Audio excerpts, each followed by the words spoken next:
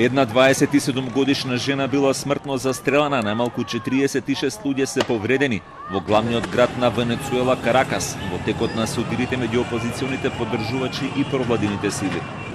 Безбедносните сили, лојални на претседателот Николас Мадуро, со водени топови и солзавец ги растураа по големите групи демонстранти, кои со камења и молотови коктели се обидуваа да го запрат движењето на окопните транспортери. На големиот првомајски собир во главниот град на Венецуела Мадуро ги негираше информациите дека се подготвува да ја напушти државата и вината за безредијата ја лоцираше во Соединетите Американски држави и официјален Вашингтон. Подоцна тој им се обрати и на војните сили, од кои побара да ја одбрана државата, откако што рече, предавниците и организаторите на државниот удар. Soldados de la patria, ha llegado la hora de combatir. Ha llegado la hora de dar un ejemplo a la historia y al mundo.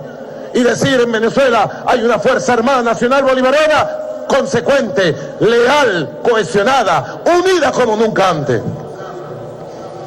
Derrotando intentonas golpistas de traidores que se venden a los dólares de Washington. Не се повлекува ниту Хуан Гуаидо.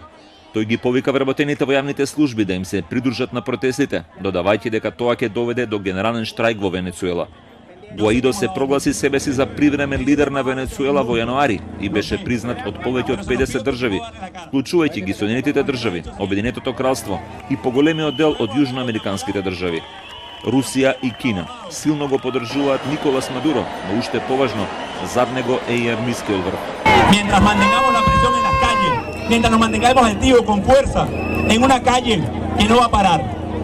Mientras hagamos eso, estamos cada día más cerca y vamos a aportar a que sea más rápido.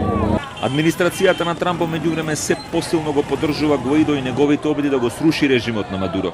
Американскиот претседател во телефонско интервју за својата омилена телевизиска мрежа Fox News оцени дека Гуаидо е исклучително храбар лидер. Истовремено шефот на американската дипломатија Мајк Помпео подлече дека Соединетите држави го задржуваат правото воено да интервенираат во Венецуела доколку тоа биде неопходно.